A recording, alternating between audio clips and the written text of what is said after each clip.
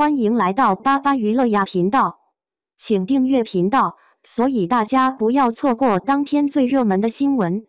我们今天的时事通讯包括以下内容：诚毅8月男友横空出世，2025年最强黑马剧就此诞生。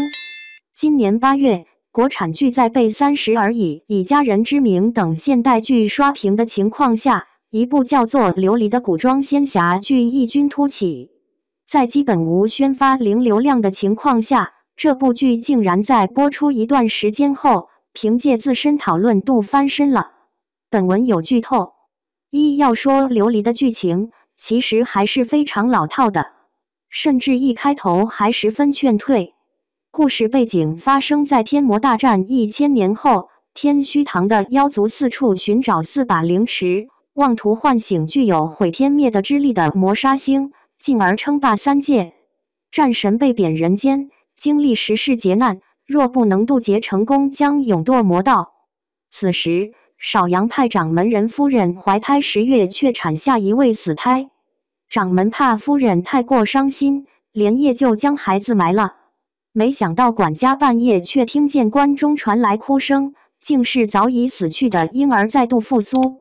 如此具有传奇性的出身，就是女主少阳派掌门人之女楚玄机了。楚玄机天生60残缺，既感受不到冷暖饥饱，吃不出酸甜苦辣，闻不出各种气味，更没有7情6欲。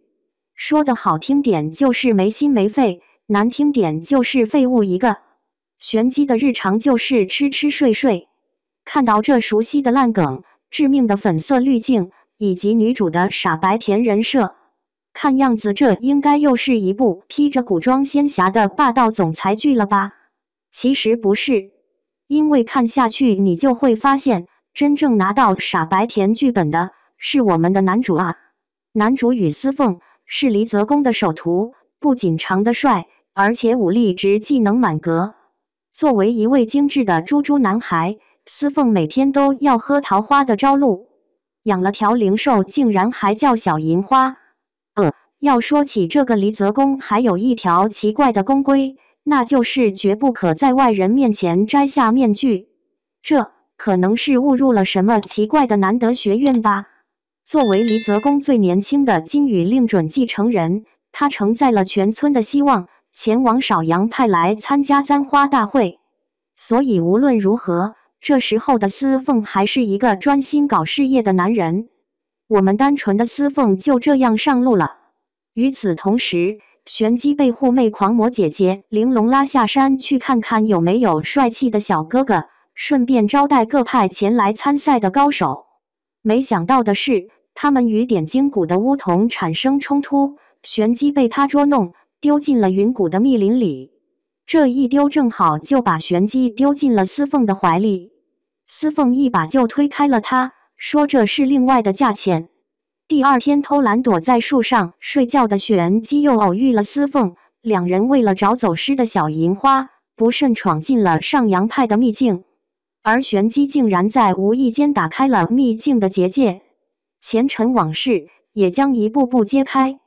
琉璃改编自一本古早的言情小说《琉璃美人煞》，在小说界据说与花千骨、三生三世十里桃花并驾齐驱，被称为是仙侠3大经典。虽然原著年代久远，套路陈旧，好在有琉璃编剧的删减与改编，还算是有几分恰到好处。比如剧中改掉了六师兄和玄机的感情线，变为敏言、玲珑和巫童的感情线，将原著中戏份不多的天帝与浩辰师兄合二为一，既增加了冲突，又进一步深化了人物特点。显而易见，琉璃是一部大女主剧。有趣的是，在这位女主胸膛里的是一颗琉璃心。女主的元神是一位充满戾气的被改造的战神。要知道，想和这样一位冷漠无情的大佬谈恋爱，基本上是一件不可能的事情。偏偏男主喜欢，所以追妻之路注定道阻且难。琉璃的内核是一个关于成长与相互救赎的故事。有心者，琉璃亦可做血肉。这样的设定自然对于演员考验极大。先说女主玄机的扮演者袁冰妍，曾主演过玄幻剧《江夜》，算不上惊艳，但有点灵动，将琉璃前妻对人情人心的不懂与依恋、懵懂天真演绎的可爱亲切。当然，也有不少观众指出，女主后期在部分需要情感爆发的戏中仍旧不足，还有很大进步的空间。再说男主司凤的扮演者程毅，曾在玄幻剧《青云志》中饰演沉稳重义的林惊羽，一位清雅又高傲的少年郎。他对女主的爱完全是平等且尊重的。司凤尊重女主的每一个选择，不自己感情强加到女主身上。就算没有前9世，只为这一世的付出和坚守，也足以让人怦然心动了。设定实在优秀，拿了女主和男二剧本的男主司凤，用了前9世的执着与血泪，才减弱了女主的戾气。新任男朋友安排上了。如果非要用一个词来形容这部剧的话，那就是虐。每一世，男主都心甘情愿死于女主手中，或毅然为她赴死。每一世，女主都会亲手用男主的血为他在眼角点上一颗泪痣。一个隐忍而情深似海，一个懵懂而爱不自知。虐不虐？尤其是女帝 X 信王、武姬 X 琴师，这2对真的意难平，又太带感了。虐中有甜，糖里带刀，双 A 人设让很多人磕到上头。近年来不少仙侠剧越做越浮夸，有大 IP 加持也无以为继。挂着仙侠剧的牌子，谈着玛丽苏的无脑恋爱，一味的引入流量与大噱头，最后大多之落的惨淡收场。这部剧采用单元型叙事结构，让剧情颇有种网游打怪升级的感觉。